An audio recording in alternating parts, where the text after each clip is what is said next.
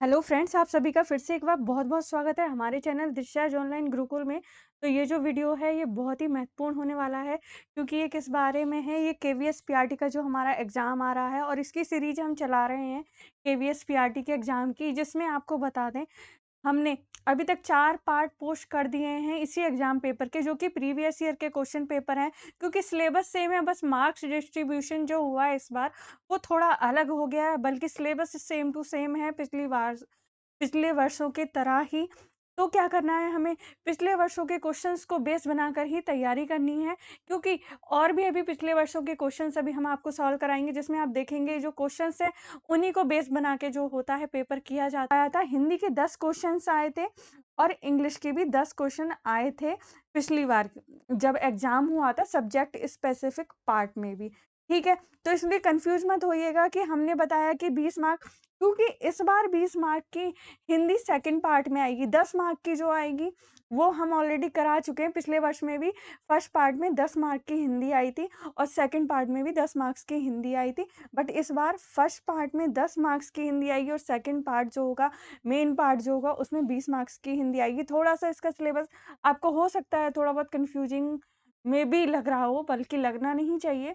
तो इसीलिए आपको बार-बार बताते हुए चल रहे हैं, क्योंकि एग्ज़ाम में कम टाइम है, इसीलिए कम समय में आपको सारी बातें पता रहनी चाहिए। ऐसा ना हो कि आप एग्ज़ाम में जाओ और आप कहें अरे! इसमें इधर भी हिंदी आई है, इधर भी हिंदी आई है, हमें तो पता ही नहीं था। और आपको पैटर्न का वीडियो हम बना चुके हैं, उसका लिंक भी दे देंगे। कुछ तो 10 ही क्वेश्चन होंगे इसमें, हिंदी के भी और इंग्लिश के भी। तो देखिए, सेकंड पार्ट का जो हिंदी है, सिलेबस सेम है इंग्लिश का भी। तो करना स्टार्ट करते हैं क्वेश्चन हम इसको। कोई भी कन्फ्यूज़न हो रहा हो तो आप प्लीज़ कमेंट बॉक्स में कमेंट कीजिएगा, बाकी हम आपको कोशिश करते हैं ज़्यादा बताने की कि आपको कोई कन्फ्यूज़न ना रहे एग्ज़ाम में। देखिए, पहला क्वेश्चन किस तरीके से है और इसी तरीके से हम आपका टेस्ट भी लेने वाले हैं। आप हमारे साथ बने रहिए, क्योंकि जैसे क्वेश्चन्स आ रहे हैं वैसे ही टॉपिक भी कवर कर रहे हैं हम लोग और आपके टेस्ट भी ले रहे हैं। तो आप अभी लिए नहीं हैं, लेने वाले हैं, वीडियोज़ बन रहे हैं, बट पोस्ट होंगे आपको बैक टू बैक, तो आप हमारे साथ बने रहिए। इस मंदिर में लोग पीतांबर पहनकर पूजा करते हैं। उपयुक्त वाक्य में रेखांकित पद में कौन-सा समास है? तो ये इसमें पूछा गया है कि उपयुक्त वाक्य में कौन-सा सॉरी ये जो वर्ड है इसमें कौन-सा समास है? तो दिए गए वाक्य में जो ये आंसर है इसका क्या होगा? कर्मधारय होगा, पहले ही बता देते हैं। अब देखिए उसको समझ लेते हैं कैसे, ठीक है? जब मैंने पहला पार्ट बनाया था हिंदी का, जो फर्स्ट पार्ट में आया है, उसमें भी मैंने ये बात आपको बोली थी कि याद कीजिएगा, क्योंकि ये बहुत काम का रहेगा। पर देखिए इसमें देख लेते हैं, दिए गए वाक्य में इस मंदिर में लोग पीतांबर पहनकर पूजा करते हैं। इसमें रेखांकित पद में पीतांबर में कर्मधारय समास है, जिसका सामासिक पद का उत्तर पद प्रधान होता है और पूर्व पद का उत्तर पद में विशेषण विशेष्य अथवा उपमान उपमेय का संबंध होता है, वहाँ कर्मधारय समास होता है। कर्मधारय समास में कभी-कभी दोनों पद विशेषण होते हैं। तो देखिए, कर्मधारय समास आपने बहुत बार पढ़ लिया होगा अभी तक। कर्मधारय, बहुब्रीहि, द्वंद्व समास, द्विगु समास सारे एकदम अच्छे से रट डालिए, उनकी पहचान कर डालिए। और बाकी देखिए, कर्मधारय और बहुब्रीहि में ही थोड़ा-सा कन्फ्यूजन होता है। अगर आप उनको एक बार पढ़ लेंगे तो अच्छे से हो जाएगा, बाकी हम तो यहाँ पे करा ही रहे हैं। बल्कि अगर आपको चीज़ें पता चलती जा रही हैं तो आप अपने से भी करते जाइए, क्योंकि बहुत ही कम टाइम है, जैसा कि डेट्स के अकॉर्डिंग पता चल रहा है। तो कम टाइम है, कोई बात नहीं, वो तो सभी के लिए है, करना तो सब कुछ है, ठीक है? तो नीलकंठ जो होता है, नील प्लस कंठ, नीलकंठ, तो इसमें क्या है, जैसे विशेषण है और ये विशेष्य है, ठीक है? पीतांबर में पीत अंबर यानी कि पीला वस्त्र, महादेव, महा प्लस देव, महान देवता। तो कर्मधारय और बहुब्रीहि में बहुत थोड़ा-सा ही अंतर होता है, इसलिए कर्मधारय और बहुब्रीहि को बहुत अच्छे से कर लीजिए। बाकी सब में अंतर होता है और समास में, बट कर्मधारय और बहुब्रीहि में कन्फ्यूजन हो जाता है। अगर हम सही से नहीं पढ़े होते हैं, बाकी सही से पढ़ा होता है तो कोई बात नहीं है। और ये जो हमारा बैच है केवीएस पीआरटी सफलता बैच है, जिसका हमारा एम है अब की बार केवीएस पार, और आप करके ही आएँगे, तैयारी कीजिए, आप ज़रूर करेंगे, ठीक है? नेक्स्ट क्वेश्चन की तरफ मूव करते हैं, अगर आपको कोई भी कन्फ्यूजन हो तो बताइएगा, ठीक है? खड़ी बोली हिंदी में रचना करने वाला प्रथम कवि किसे माना जाता है? ये आपको बहुत पहले भी आपने जब सीटेट की तैयारी कर रहे होंगे तब भी आपने पढ़ा होगा। खड़ी बोली के जो हैं प्रथम कवि, उनको किसको माना जाता है? अमीर खुसरो जी को। खड़ी बोली हिंदी में रचना करने वाले प्रथम कवि अमीर खुसरो को माना जाता है। इनका जन्म उत्तर प्रदेश के एटा जिले के पटियाली नामक गांव में 1253 ईस्वी को हुआ। ये कवि, शायर, गायक और संगीतकार थे। उन्होंने खड़ी बोली के आविष्कार का श्रेय दिया जाता है। इन्होंने अपनी भाषा के लिए हिंदवी शब्द का उल्लेख किया था। देखिए कुछ ऐसा ही क्वेश्चन आ जाए कि किसने हिंदवी शब्द का उल्लेख किया। और अमीर खुसरो ने दिल्ली सल्तनत के 7 सुल्तानों को का शासन देखा था। इन्होंने सितार तथा तबला का आविष्कार तथा कव्वाली गायन शैली का इन्हें सितार तथा तबला का आविष्कार तथा कव्वाली गायन शैली का प्रवर्तक माना जाता है। इनकी प्रमुख रचनाएं मसनवी, किरानुशास्देन और मल्लोल अनवर, मजनू लैला, आईने ए सिकंदरी और हशत विहिश आदि हैं। काफी इनके टिपिकल नेम हैं जो भी इनकी बातें हैं। तो इनको देखिए, आप इस वीडियो को करेंगे, अगर आप एक क्वेश्चन करेंगे, आपको पता नहीं मिनिमम आप इसमें 20 क्वेश्चन करने वाले हैं, आपको 40 क्वेश्चंस की ऑटोमेटिकली तैयारी हो जाएगी। इसीलिए हम आपको ये करवाना चाह रहे थे कि आखिर आपको पता तो चले कि भाई कैसा एग्जाम आता है, किस तरीके के टॉपिक बार बार कवर किए जा सकते हैं। ठीक है, अब नेक्स्ट क्वेश्चन की तरफ मूव करते हैं। क्या है क्वेश्चन? भारत में बोली जाने वाली प्रमुख भाषाओं के परिवार किस विकल्प में दिखाए गए हैं? तो अब आप बताइए। आपने ये पहले भी पढ़ा है, हमें पता है। आर्य, द्रविड़, यूरोपीय, अरबी, रोमन, तमिल, देवनागरी, उर्दू, आर्य, आर्योत्तर, वैदिक, संस्कृत या भारोपीय, आग्नेय, द्रविड़, तिब्बत, वर्मी। तो बताइए, ये जो है हमारी लैंग्वेज के बारे में है क्वेश्चन, जो भारत में बोली जाने वाली प्रमुख भाषाओं के परिवार हैं। देखिए इसका आंसर है डी, भारोपीय, आग्नेय, द्रविड़, तिब्बत, बर्मी।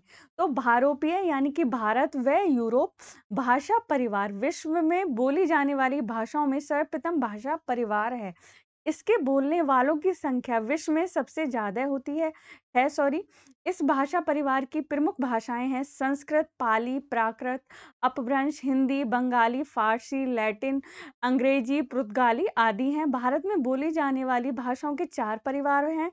कौन कौन से हैं? भारोपीय, आग्नेय, आग्नेय को ऑस्ट्रिक भी बोला जा सकता है, द्रविड़ और तिब्बत बर्मी। देखिए एक क्वेश्चन किया पर आ गई हमें कई सारी चीजें, इसीलिए हमने इस बैच का नाम ही रखा है केवीएस पीआरटी सफलता बैच। अब की बार केवीएस पार, क्योंकि क्या करेंगे, आप पढ़ेंगे चीजों को जितना, क्योंकि एग्जाम में क्या किया जाता है जब बहुत कम टाइम रहता है तो वो क्या करते हैं, प्रीवियस ईयर के क्वेश्चंस को बेस बना के ही क्वेश्चन बनाया जाता है एग्जाम का।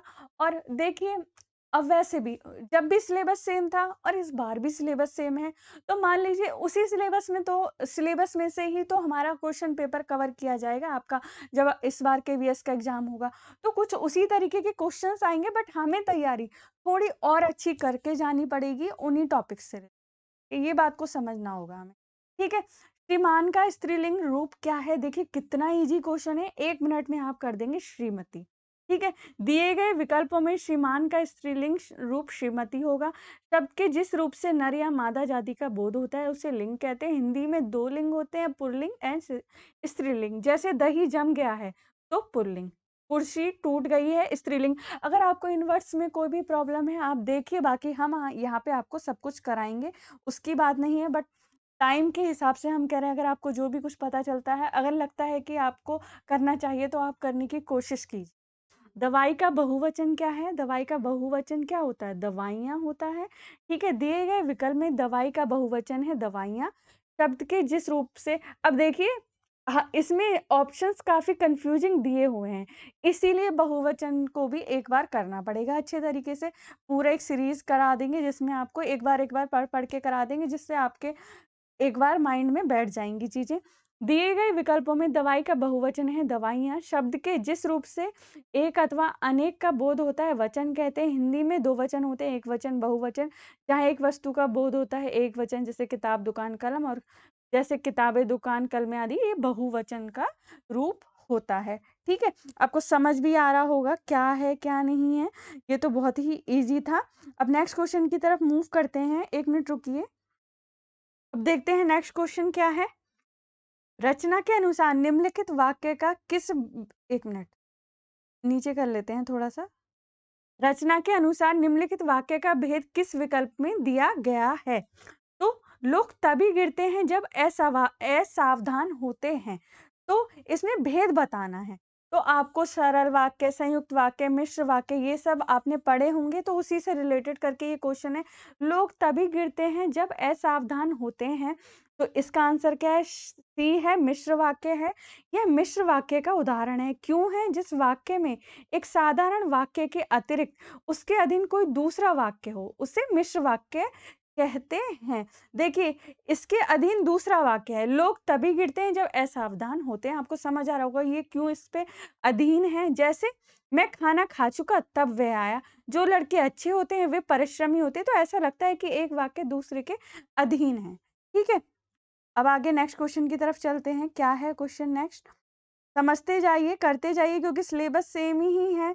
बट देखिए, क्वेश्चंस इस बार ज़्यादा आ रहे हैं इस वाले पार्ट में। 10 की जगह 20 क्वेश्चन आएँगे, तो तैयारी उसी हिसाब से करनी है कि कोई भी क्वेश्चन रहना नहीं है, क्योंकि हमें करके आना है। क्योंकि हमारा ये सपना है, हमारे को टीचर बनना है केवीएस में, और बच्चों को इतना अच्छा पढ़ाना है जिससे हमारे देश की भविष्य की नींव जो है वो एकदम मजबूत हो सके, और हमें बहुत ही अच्छे से अपनी जॉब को करना है जब हम जॉब को पालेंगे। पर उसके लिए पहले आपको पढ़ना बहुत ज़रूरी है अच्छे तरीके से, और ये भी चीज़ समझना ज़रूरी है कि भाई कैसा पेपर आ रहा है, कैसे क्वेश्चंस आ रहे हैं, तभी आपकी तैयारी को थोड़ा और भी अच्छा बूस्टअप मिल पाएगा। प्रतिकूलता शब्द में प्रयुक्त उपसर्ग और प्रत्यय किस विकल्प में दिए गए हैं? देखिए, उपसर्ग और प्रत्यय का क्वेश्चन है, आप बहुत इजीली कर लेंगे, बहुत ही इजी क्वेश्चन है। तो इसका आंसर है बी, प्रति और ता। आपको आता भी होगा। प्रतिकूलता शब्द में प्रति उपसर्ग है तथा ता क्या है? प्रत्यय है। मूल शब्द क्या है? कूल है। आगे लगा दिया प्रति और पीछे लगा दिया ता, तो प्रतिकूल और ता बन गया। उपसर्ग आगे लगते हैं शब्दांश के और उसका विशेष अर्थ बना देते हैं, तथा शब्दों के बाद जो अक्षर या अक्षर समूह लगाया जाता है उसे प्रत्यय कहा जाता है। आपको पता भी होगा, बहुत ही अच्छा क्वेश्चन है और बहुत इजी है। बट हाँ, इस बार थोड़ी सी अब तैयारी करके हमको जानी है, जो हमारे अगर कुछ अब भी क्वेश्चन आए तो हम कर पाए। क्योंकि देखिए, पिछली बार 10 क्वेश्चन थे, इस बार 20 हैं, तो 20 क्वेश्चन के हिसाब से तैयारी थोड़ी ज़्यादा कीजिए, क्योंकि अब सिलेबस उनको कवर करने का ज़्यादा मौका मिलेगा। पिछली बार उसी सिलेबस में से उनको 10 क्वेश्चन देने थे, इस बार 20 देने हैं, तो वो चीज़ ध्यान में निम्नलिखित शब्दों की व्याकरणिक कोटियां किस विकल्प में ठीक-ठीक प्रदर्शित की गई हैं? देखिए, शब्द सुंदरता, अपनाया, आप, उष्ण। अब बताना है इसमें कौन सर्वनाम है, कौन विशेषण है, कौन संज्ञा है, कौन क्रिया है। बस उसको एक ऑर्डर में, जैसे शब्द सुंदरता को सबसे पहले मतलब उसको ऑर्डर में बताना है। सारे ऑप्शंस में लिखी वही चीज़ है, बट ऑर्डरली नहीं लिखी हुई हैं, एक में लिखी हुई होंगी। तो इसका आंसर है डी। तो देखिए, दिए गए विकल्पों की व्याकरणिक कोटियां इस प्रकार हैं। सुंदरता क्या है? संज्ञा है। ठीक है। अपनाया क्या है? क्रिया है। और आप क्या है? सर्वनाम है। उष्ण क्या है? विशेषण है। तो जैसे इस क्वेश्चन को इस तरीके से आप कर सकते हो, अगर आपको कुछ समझ नहीं आ रहा है, ठीक है, तो आप क्या करो, पहले आपको देखो। आप मतलब जो इस वर्ड में लिखा है, आप अपने आप को नहीं, आपको देखो। ठीक है। आप तो आपको आप लिख के ये बिल्कुल समझ आ रहा है कि ये सर्वनाम है, और उधर ही देख लो कि सर्वनाम कौन से नंबर पर है। तो थर्ड नंबर पे है, तो अब एक प्रोबेबिलिटी बनती है कि ये हमारा सही ही हो रहा होगा। ठीक है। इसके बाद उष्ण आपको पता चल रहा है, ये विशेषण होता है, और अपनाया क्रिया होता है, शब्द सुंदरता। तो कुछ इस तरीके से क्वेश्चंस को करने की कोशिश कीजिएगा। बाकी आपको आता है तो बहुत अच्छी बात है। फिर भी एक बार करने से पहले थोड़ा-सा ध्यान से अच्छे से, कभी गलत ना हो। ठीक है? हमारे वीर सैनिक देश के लिए अपनी, इसके बाद बताना है उपयुक्त मुहावरा में रिक्त स्थान के लिए उपयुक्त मुहावरा होगा। आप बिल्कुल 1 सेकंड में बता सकते हैं, इस मुहावरे को कौन नहीं पूरा कर सकता आराम से। जान फूँकना, जान निकालना, जान लगाना, जान लेना, एकदम। इसमें सारे वर्ड्स को रख के देख लीजिए, क्योंकि ये तो देखिए ईज़ी सा है थोड़ा।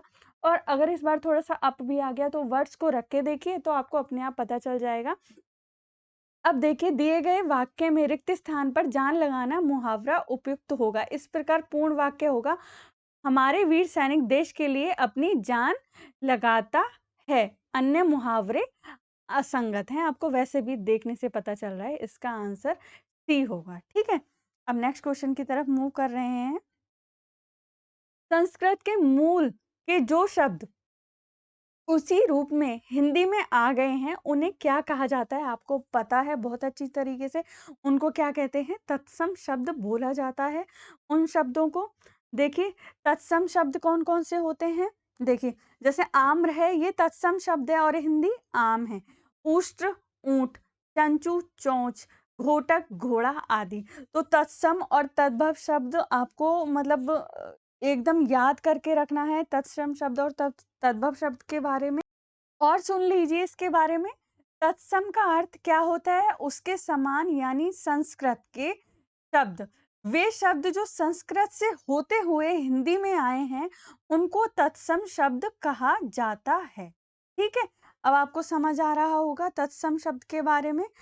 क्या होता है तत्सम शब्द और तद्भव शब्द। और अभी हम इसकी सीरीज कराएँगे, एक दिन में सारा कुछ करा देंगे, मतलब एक-एक दिन में, तो आपको सब कुछ याद हो जाएगा, सब कुछ पता चल जाएगा। इसीलिए आपको बोल रहे हैं, आपने अगर चैनल को सब्सक्राइब नहीं किया है, सब्सक्राइब कीजिए, वीडियोज़ को लाइक कीजिए, ज़्यादा से ज़्यादा शेयर कीजिए, क्योंकि शेयर करने से क्या होगा, अगर आपके कोई जानने वाले हैं, तो उनकी भी हेल्प हो पाएगी। और हमें क्या भावना बना के रखनी है, हमें एक-दूसरे की हेल्प करनी है, अपने टारगेट को अचीव करना है। अब हम आ गए हैं इंग्लिश के पार्ट पर। देखिए इसको करते हैं, इंग्लिश का पार्ट क्या है आपको बता दें। इस बार इंग्लिश का पार्ट 20 मार्क का आएगा, 20 मार्क्स का। सिलेबस प्रीवियस ईयर की तरह ही सेम है, बट पिछली बार भी इंग्लिश के क्वेश्चन 10 ही कवर किए गए थे एग्जाम में, बट अब उसी सिलेबस में से आपको 20 क्वेश्चन आएँगे। पार्ट सेकंड में और पार्ट फर्स्ट में 10 क्वेश्चन आएँगे इंग्लिश के, तो वो हम आपको ऑलरेडी करा चुके हैं प्रीवियस ईयर के जो क्वेश्चन सीरीज इसमें चल रही है, आपको मिल जाएगा नीचे कमेंट बॉक्स में, कमेंट पिन होके, तो आप देख लीजिएगा। तो और पैटर्न पहले देख लीजिएगा, अगर अभी तक आपने नहीं देखा है, बार-बार हम आपको इसलिए बता रहे हैं, हो सकता है कि आपने नहीं देखा हो। जिन लोगों ने देख लिया है, वो माइंड मत कीजिएगा, क्योंकि कुछ बच्चे ऐसे भी होते हैं जिन्होंने अभी तक नहीं देखा होगा या उनको कुछ समझ नहीं आ रहा होगा। इसलिए हम बार-बार ये बात बता रहे हैं कि कभी किसी को अगर थोड़ा भी कन्फ्यूजन है तो कन्फ्यूजन ना रहे, ठीक है? जिनको पता है बहुत अच्छी बात है, ठीक है? Choose the option which best describes the meaning of the underlined word underlined idiom. हाँ, हमने इडियम फ्रेजेज़ का जब फर्स्ट पार्ट कराया था, उसमें भी इडियम और फ्रेजेज़ आए हैं क्वेश्चन। जो क्वेश्चंस आए हैं आपने देखा होगा, तो आपको हमने बोला है कि इडियम फ्रेजेस के हम बहुत जल्दी सीरीज़ लेकर आ रहे हैं, जिसमें आपके सारे इडियम फ्रेजेस क्या है कवर हो जाएँगे, जो भी आपके एग्ज़ाम में आ सकते हैं। तो देखते हैं, she crawled forward inch by inch. तो ये क्वेश्चन है, इसमें इंच बाय इंच जो है, इसका हमें बताना है क्या है, describe the meaning of the underline idiom, इसका मीनिंग बताना है, ठीक है? तो इंच बाय इंच का देखते हैं क्या हो सकता है, आपको वैसे भी समझ आ रहा होगा क्या हो सकता है। Slowly and carelessly, lazily but carefully, quickly but carefully, slowly and carefully. तो आप बताइए, अब इसको वही अच्छे तरीके से कर पाएगा जिसको इंच बाय इंच का मीनिंग अच्छे तरीके से समझ आता होगा, ठीक है? तो अब देखते हैं इसका आंसर क्या है। इसका आंसर यहाँ पढ़ लेते हैं पहले। दिए गए इडियम में इंच बाय इंच का मीनिंग क्या होता है? धीरे-धीरे होता है। और आपको ये सारे कवर करा देंगे, बिल्कुल टेंशन मत लीजिए, पूरा ही करा के छोड़ेंगे आपको। कि उचित व्याख्या विकल्प डी है, स्लोली एंड केयरफुली, धीरे-धीरे और सावधानी से, ठीक है? स्लोली एंड केयरलेसली का मतलब धीरे और असावधानी से, लेज़ीली बट केयरफुली आलस्य से परंतु सावधानी से, क्विकली बट केयरफुली जल्दी से परंतु सावधानी से। तो आपको पता चल गया ईडियम जो है इंच बाय इंच, इसका मीनिंग क्या होगा, इसका आंसर क्या होगा? स्लोली एंड, एक मिनट, स्लोली एंड केयरफुली होगा। देख के ही पता चल जाता है। आप ऑप्शंस को थोड़ा-थोड़ा माइंड में करेंगे विजुलाइज़, अपने आप से आपको आ जाएगी सारी चीज़ें। फिर भी अगर आपको किसी भी चीज़ को लेके, सिलेबस को लेके, किसी भी चीज़ को लेके तो आप बताइए। अब नेक्स्ट क्वेश्चन की तरफ मूव कर। Choose the option which best describe the meaning of the underlined phrase in the given sentence. Who can say who will turn up next? तो टर्न अप जो वर्ड है, इसका बेस्ट डिस्क्राइब क्या है? Withdraw, win, arrive, depart, क्या होगा? तो turn up का जो बेस्ट मीनिंग है इसका डिस्क्राइब, और होता भी है इसका ये मीनिंग। इसका इसका मीनिंग है अराइव और मेक एन अपीयरेंस या पुट इन एन अपीयरेंस, इसका मीनिंग होता है। सबका विथड्रॉ का मीनिंग ये नहीं होता है। विथड्रॉ में तो टेक अवे होता है, विन का मतलब जीतना होता है, डिपार्ट का मतलब छोड़ना होता है, या फिर डिपार्ट का मतलब टू लीव भी बोल सकते हैं इंग्लिश में। तो ये सारे ही मीनिंग इसको डिस्क्राइब नहीं कर रहे हैं टर्न अप को। तो इसके लिए क्या होगा, एक फ्रेज है जिसका अर्थ है अराइव और मेक एन अपीयरेंस, यानी कि आगे जाने वाला। तो विकल्प सी यानी कि ऑप्शन सी इसका ठीक है। अब देखिए, choose from the given option the word similar in meaning to the one given below। तो फ्रॉड का मीनिंग इसमें पूछा गया है। फ्रॉड का सिनोनियम क्या है, सिमिलियर मीनिंग क्या है? तो फॉर्म होता है, वेव होता है, फ्रूटफुल होता है, ग्रॉस होता है। तो इसका मीनिंग क्या होता है? फ्रॉड, आपने बहुत बार ये वर्ड सुना है अपने डेली लाइफ में। फ्रॉड का मतलब होता है झाग के समान। तो इसका क्या शब्द है? झाग के समान शब्द का, सॉरी, इसका जो सिमिलियर मीनिंग है वो क्या है? फॉर्म है। ठीक है, फ्रॉड का मीनिंग आपने बहुत बार सुना होगा। तो ये बहुत इजी क्वेश्चन है, इजी वर्ड है, आपने डेली लाइफ में सुना होगा। तो कुछ इसी तरीके के क्वेश्चंस हैं जो इस बार भी आने की संभावना है, क्योंकि सिलेबस सेम है। बस ये मान लीजिए 10 क्वेश्चन थे पिछली बार जो अभी हम कर रहे हैं, पर इस बार 20 क्वेश्चन होंगे, तो थोड़ा तैयारी तो ज्यादा करनी ही पड़ेगी। Question, choose the option to fill in the blank with the correct form of the verb where is my pen, Ram dash it yesterday। तो इसमें पूछा गया है इसमें कौन सी फॉर्म आएगी।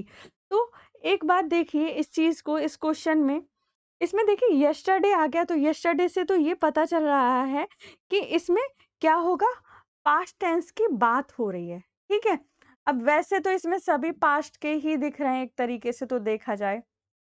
ठीक, तो इसमें जो क्वेश्चन का आंसर है वो क्या होगा, पहले ये देख लीजिए, फिर तब आपको बताएंगे कि क्या होगा। ठीक है, तो आंसर क्या है इसका, राम लॉस्ट इट येस्टरडे। तो क्या है, ये क्वेश्चन को देखिए एक मिनट।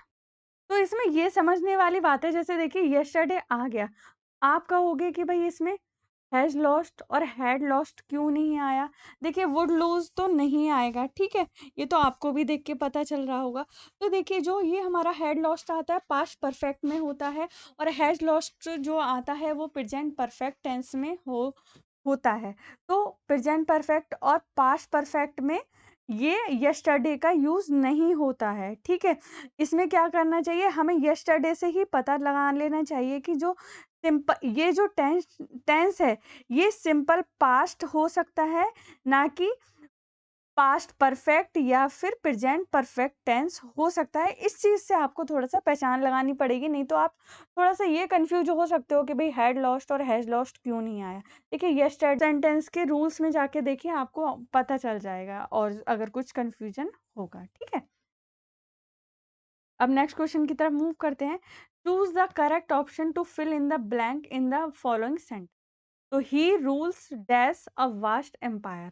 देखते हैं इन आएगा, इनटू आएगा, ओवर आएगा या फिर एट आएगा। तो अब देखते हैं, he rules over a vast empire.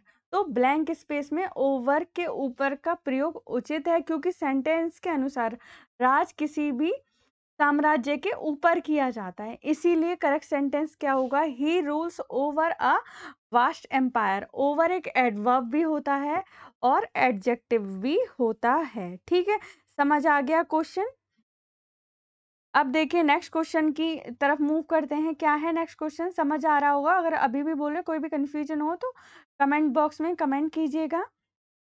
अब नेक्स्ट क्वेश्चन की तरफ मूव कर रहे हैं। चैनल को लाइक, अगर ये वीडियो आपको बेनिफिशियल लग रहा हो, इस वीडियो को लाइक कीजिए। अगर हमारे चैनल के कंटेंट आपके लिए किसी भी तरीके से आपको बेनिफिशियल लगते हो तो हमारे चैनल को सब्सक्राइब भी कर लीजिए आप। ठीक है, चलिए नेक्स्ट क्वेश्चन देखते हैं। Choose the option to fill in the blank in the following sentence with correct form of the verb. तो देखिए correct form of the verb कितना आ रहा है, we dash Rani and Shyam for many years. अब यहाँ पे आप देखिए, आपको अच्छे तरीके से ये आ जाएगा, बहुत ही अच्छी तरीके से। अब देखिए, knows, have known, know, have been knowing. तो अब आप हमें बताइए कि इसका आंसर क्या होगा, आप बताइए। चलिए देख लेते हैं इसका आंसर है क्या। पहले तो देखिए आंसर है इसका हैव नोन, जैसा इसमें दिया गया है यहाँ विकल्प बी हैव नोन सही होगा, क्योंकि नोन एक स्टेटिव वर्ब है जिसका आईएनजी फॉर्म का प्रयोग नहीं होता है। In which each word in the following table has been correctly matched with its respective part of speech, for me, flux, but, can. तो अब आप बताएंगे इसका आंसर क्या होगा, देखते हैं क्या होगा। अब बताइए इसमें जो क्या करना है, ये जो वर्ड है अभी जैसे हिंदी में किया था सेम टू सेम, देखिए इंग्लिश का ही क्वेश्चन आ गया। इसमें बताना है कि फॉर्म, फ्लक्स, बट, कैन क्या है और नंबर वाइज से, यानी कि फॉर्म ही को पहले लिखा हुआ होगा क्या होता है, और फ्लक्स फिर क्या होता है, फिर बट क्या होता है, फिर कैन क्या होता है, ये आपको बताना हो। ठीक है, अब बताइए फॉर्मी क्या है।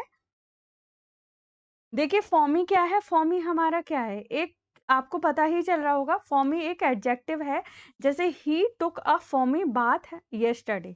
ऐसे ही फ्लक्स क्या है हमारा, फ्लक्स जो है ये क्या है, ये एक नाउन है। Flux is a chemical purifying agent, ठीक है, एजेंट सॉरी। बट क्या है, कंजंक्शन है, ये तो आपको पता ही है। और कैन क्या है, एक वर्ब है, ही कैन सिंग यानी कि कर सकता है, एंड डांस। तो बी ठीक होगा। तो वही चीज अभी हमने जो हिंदी में बताई थी, जैसे बट है तो ये साफ साफ पता चल रहा है कि ये कंजंक्शन है। तो अब देख लेते हैं थर्ड नंबर पे कंजंक्शन कौन कौन से एग्जाम्पल में है, थर्ड में ही है।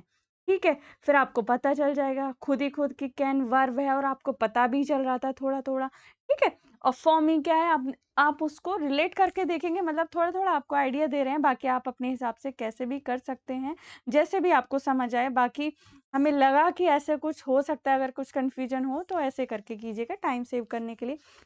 Which form of sentence is the following, I was offered a chair. तो ये बताना है कि ये सेंटेंस की फॉर्म कौन सी है, एक्टिव है, पैसिव है, क्या है, पैसिव फॉर्म में है, इसमें ऑब्जेक्ट अननोन है। ठीक है, यानी कि I was offered a chair यानी कि मुझे एक कुर्सी ऑफर की गई।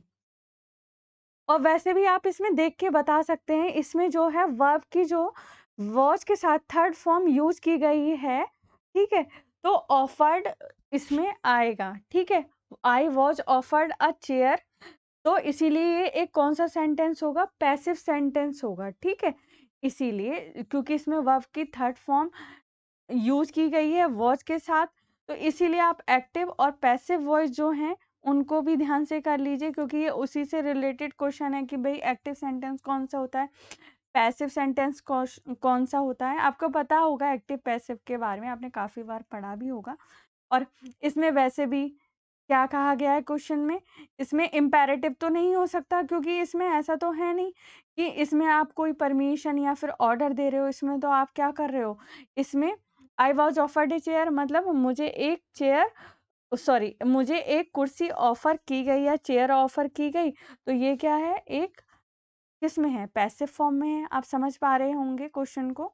नेक्स्ट क्वेश्चन की तरफ मूव करते हैं, क्या है, choose the correct option to fill in the blank in the following sentence. देखते हैं क्या है, Sita has got or dash nice smile. A आएगा, एन आएगा, द आएगा या सम आएगा, अब बताइए।